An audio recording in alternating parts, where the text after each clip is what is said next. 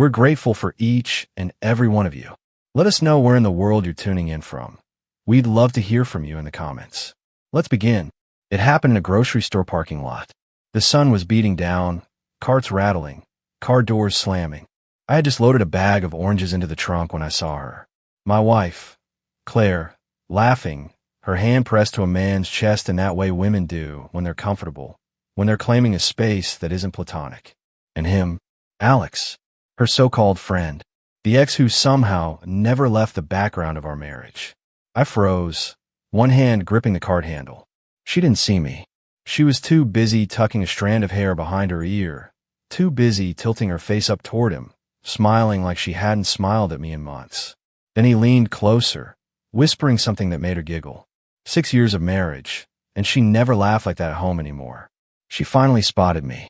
Her face drained of color before she forced a smile. "Oh, hey, Ryan," she said too quickly, like she'd been caught shoplifting instead of clinging to another man. Alex extended a hand, smug. "Good to see you again, man." I shook it, squeezing harder than necessary. My pulse thundered, but my voice stayed calm. "Funny running into you two here." Claire's hand slipped from his arm. She tried to fill the silence with chatter, babbling about groceries and errands. But the damage was done. I saw it. Everyone else in that lot might have thought nothing of it, but to me, it was a broadcast. That night, as she unpacked the bags and moved through our kitchen like nothing had happened, I said quietly, "You're getting sloppy." Her hand froze on a box of cereal. She didn't look at me. "Don't start, Ryan." "Oh, I'm not starting anything," I said, leaning against the counter, watching her every move. "You already did." She turned, fire in her eyes, ready with excuses, with twisted half-truths. But I didn't raise my voice. I didn't accuse. I let the silence work on her, let it wrap around the room like a noose. Because that's the thing about betrayal. It's louder when no words are spoken. And as I stood there, watching her scramble, I knew two things with absolute clarity. She was cheating. I wasn't going to let her walk away clean. This wasn't the end of our story. It was the start of mine. Ryan didn't explode that night. He didn't slam doors or demand answers. He simply observed, storing every detail in a part of his mind that was growing darker by the day. His anger wasn't fire. It was ice, controlled and sharp. Claire mistook his silence for weakness. That was her first mistake. In the days that followed, Ryan noticed the changes in her routines with new clarity. She left for yoga class 3 times a week, but she came home with perfect hair and perfume lingering on her blouse, not sweat. Her phone lived in her pocket like a secret she couldn't risk setting down. She laughed into it, soft and careful, before pressing the lock button the second she saw him watching. Once, on a Saturday morning, he offered to join her at yoga. Her reaction was instant, too sharp. "You hate yoga, Ryan," she snapped, eyes narrowing. He smiled coolly. "Maybe I've changed." She shook her head, grabbing her gym bag like it was a lifeline. "Don't be ridiculous." And she left without another word. Ryan sat in the quiet kitchen, staring at her untouched coffee cup. He whispered to himself, "You're not going to win this game." But beneath the ice was hurt. He remembered when Sunday mornings were sacred. Pancakes, laughter, Claire sitting cross-legged on the counter while he flipped batter onto the skillet. They had once been a team, woven together by routine and affection. Now she was giving those smiles to Alex. That thought carved deeper than anger. Ryan's revenge began with patience. He started small, checking the phone bill that arrived in the mail. Alex's number repeated over and over, often late at night. He saved each one, building a case. Then he followed her once, just far enough to see her car parked outside a hotel 2 towns over. He didn't go inside. He didn't need to. The sight of her walking out hours later with her blouse rumpled and hair out of place said more than words ever could. Still, he kept quiet. Claire grew bolder. She came home humming again, her cheeks flushed. She wore new dresses, shorter, brighter, purchased with money from their joint account. Ryan noticed, but said nothing. At dinner, she scrolled her phone under the table, fingers moving quickly. When he asked about her day, she gave clipped answers, her eyes elsewhere. One evening, she arrived home glowing. She tossed her purse onto the couch, twirled once in the living room like she was 20 again. "What's got you smiling?" Ryan asked, voice calm but cold. She hesitated, just for a moment, then said, "Alex and I, We're planning a trip. There it was. No shame left. She wasn't even pretending anymore. Ryan's chest hollowed. So you're not hiding it now. Claire folded her arms, defensive. It's not what you think. He understands me. He makes me feel alive. You've been distant, Ryan. You don't notice me anymore. The words hit harder than she realized. He had noticed everything, just not in the way she wanted. Do you love him? Ryan asked quietly. Her lips parted. She looked caught, cornered. It's complicated. That was enough. Ryan leaned back, his face unreadable. Then you've already made your choice. Her voice rose, anger spilling out. You're jealous. Controlling. That's why I need space. That's why Alex. Alex, Ryan interrupted, saying the name like poison.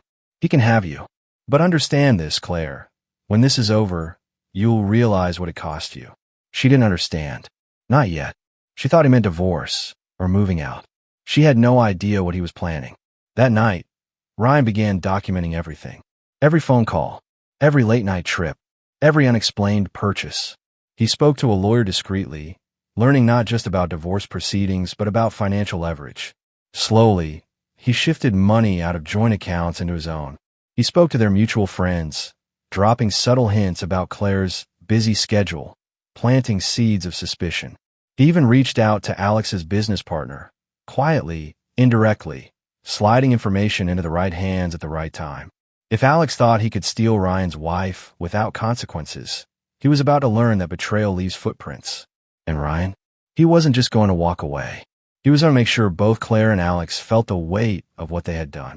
But he wasn't cruel without cause. The routines still played out. The polite dinners, the surface-level small talk, the occasional kiss on the cheek. Claire thought she was living in two worlds, juggling husband and lover without consequence. What she didn't realize was that Ryan was already dismantling her world piece by piece. When she finally discovered what he'd done, it wouldn't be with a fight or an argument. It would be with silence, like the quiet before a storm. Because Ryan had made a promise to himself that day in the parking lot. If she wanted to play with fire, he would be the one to burn down everything she thought was safe. Ryan had always been a quiet man, the type who solved problems by thinking them through rather than raising his voice. Claire once told him that's what made her feel safe with him. Ironically, that same calmness was now what she should have feared most. Because calm men don't explode. They calculate. Over the following weeks, Ryan perfected his mask. He still poured her coffee in the morning, still asked how her day was, still sat across from her at the dinner table pretending everything was normal. He let her believe she had the upper hand. But underneath the still surface, Ryan was laying traps. The first was financial. Claire didn't know that months earlier, Ryan had taken over managing their accounts. He slowly rerouted savings into an account she didn't have access to. He let her swipe her cards freely. Dinners, new clothes, even the hotel charges she tried to disguise as conference stays. But each purchase was tracked, logged, and quietly funneled into evidence. The second trap was social.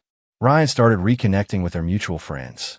He mentioned, casually, that Claire seemed busier lately, that she had a lot of late nights. He never accused, never pointed fingers. He simply sowed suspicion, letting people draw their own conclusions.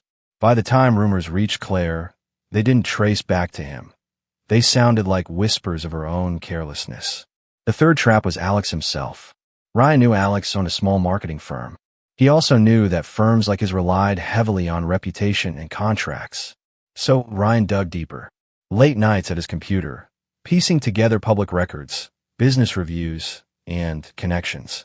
He found cracks, late payments, strained partnerships, dissatisfied clients. Ryan didn't need to invent destruction. He just needed to shine a spotlight on what was already there. And he knew exactly when to flip the switch. One Friday evening, Claire strutted through the door in a red dress Ryan had never seen before. Her cheeks were flushed, her perfume stronger than usual. She set her purse down and gave him a tight smile. I'm going away this weekend, she said, her tone daring him to object. With Alex. Ryan asked calmly, without looking up from the papers he was sorting. Her silence was the answer. Ryan stacked the papers neatly, then finally lifted his gaze to meet hers. Go ahead, he said softly. But understand something, Claire. This is the last time you walk out of this house pretending you still have one. Her brows furrowed. What's that supposed to mean? You'll see, he replied, voice low. She scoffed, grabbing her bag. You're impossible. Ryan didn't argue. He watched her leave, his face expressionless. The moment the door closed, he picked up his phone and made 3 calls. One to his lawyer, one to a friend at the bank, and one to Alex's largest client, who just so happened to be unhappy with his firm. By the time Claire returned 2 days later, glowing from her weekend away, the wheels were already turning. She walked into the kitchen to find Ryan sipping coffee, his demeanor cool and steady. You seem happy, he said. She smiled faintly, tucking her hair behind her ear. It was good for me. Good, Ryan said, setting his cup down. Because you're going to need that happiness to hold on to. Her smile faltered. What are you talking about? Ryan slid a folder across the table.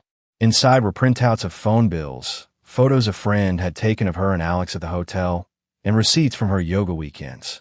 Claire's face drained of color as she flipped through the pages. You followed me.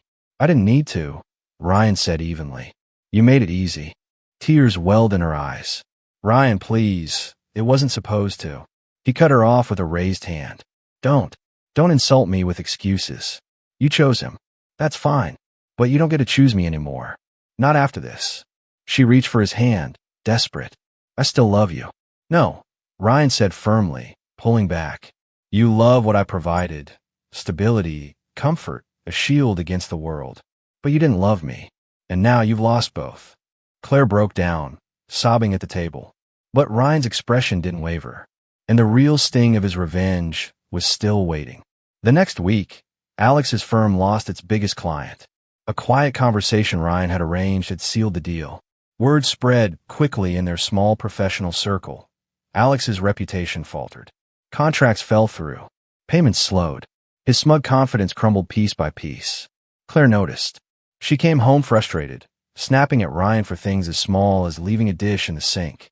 She started receiving fewer texts, fewer calls. The understanding man she clung to was suddenly drowning in his own mess. One evening, she sat on the couch, scrolling her phone with a frown etched across her face. Ryan sat across from her, watching silently. Something wrong? He asked casually. She didn't answer, but he saw it in her eyes, the fear of losing everything she thought she had gained. Ryan leaned back, the faintest smile tugging at his lips. His revenge wasn't about shouting or violence. It was about precision, about letting them both taste the consequences of what they had done, spoonful by spoonful, until they realized the bitterness was permanent. Claire had betrayed him with passion. Ryan would betray her back with patience. And patience, he knew, always cut deeper. The cracks widened faster than Claire could hide them. She came home later and later, her once bright energy dimmed. The glow that Alex used to put on her face was gone, replaced by tension she couldn't mask. Ryan noticed the way her phone stayed silent now, the way she stared at the screen as if willing it to light up. Alex wasn't answering as often anymore. His business, once steady, was unraveling under the weight of lost contracts and rumors Ryan had set in motion. He was too busy trying to salvage his career to play the part of Claire's savior. Ryan watched the shift with cold satisfaction. For weeks, she had lived in a fantasy, convinced she could juggle both men, both worlds. But Ryan's revenge wasn't explosive. It was slow erosion, stripping away every false foundation she had leaned on until nothing remained. One Thursday evening, Ryan came home to find Claire sitting at the kitchen table, her eyes red from crying. The silence in the house was heavy, suffocating. Ryan, she whispered, looking up at him like a woman drowning. I made a mistake. He didn't sit down. He set his keys on the counter and studied her, as if she were a stranger. You didn't just make a mistake, Claire. You made a choice. Repeatedly. Her lip trembled. I thought he was different. He promised me things. Ryan's voice cut sharp. He promised you what? Excitement? Romance? You traded stability for illusions. You burned down your marriage for a man who can't even hold his own business together. She flinched. How do you know? Ryan leaned forward, lowering his voice. Because I made sure of it. Her breath hitched, horror dawning in her eyes. What do you mean? I mean, Ryan said evenly, that while you were sneaking around, I was preparing. Every lie, every secret meeting, every late-night trip. I documented it all. I protected myself legally, financially, and socially. And I made sure Alex would feel the cost of what he took from me. He's finished, Claire.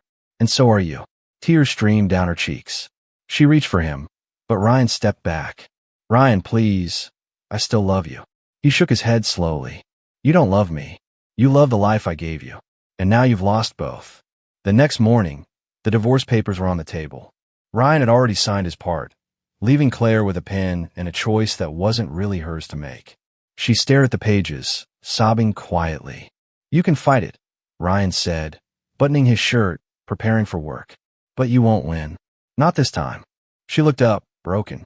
Why are you doing this? Why not just walk away? Ryan paused, his hand on the doorknob. Because betrayal deserves more than silence. It deserves consequence. 2 months later, Ryan's world was calmer. His routines returned. Morning runs, quiet breakfasts, evenings spent reading instead of waiting for lies to unravel. The house felt empty at first, but with time, that emptiness became freedom. Claire, meanwhile, had moved into a small apartment. Word of her affair spread faster than she realized. Friends distanced themselves. Family looked at her differently. And Alex, her grand choice, was barely hanging on to his business, blaming her for distracting him when he should have been fixing his problems. Ryan heard about their arguments through mutual acquaintances. He didn't chase the stories, but when they found him, he allowed himself a quiet smile. One evening, while walking downtown, Ryan saw them together. Claire and Alex, standing on the sidewalk, their faces tense, their voices sharp. Alex was gesturing wildly, frustration etched into every line of his body. Claire's arms were crossed, her face streaked with tears. For a brief moment, Ryan considered walking past without looking. But then Claire spotted him. Her eyes widened, a silent plea hidden behind them. Ryan stopped, looked at her for a long, measured moment, then gave the slightest shake of his head. No words, no confrontation, just finality. Then he turned and walked away. Months passed. Ryan built a new life. He wasn't naive enough to believe scars would vanish overnight. Betrayal leaves marks that don't fade easily. But he was healing. Slowly, methodically, just as he had dismantled the false life Claire built behind his back. Sometimes, he still thought of her, of the woman he married, not the one who betrayed him. He remembered the laughter, the routines, the warmth they once shared. But then he remembered the lies, the whispers, the red dress, the hotel, and he remembered the promise he made to himself. If she wanted fire, he would bring the storm. In the end, revenge hadn't been about destruction. It had been about clarity, about reclaiming his dignity and ensuring that the pain she caused had weight, had consequence. The last time he saw Claire was in the courthouse hallway, the divorce finalized. She looked smaller somehow, tired, defeated. Ryan, she said softly, is there really no way back? He studied her, the woman who had once been his whole world, and felt nothing but distance. No, he said quietly, there isn't. And as he walked out into the sun, Ryan realized something. Her betrayal had ended their marriage, but his revenge, cold, patient, merciless, had set him free.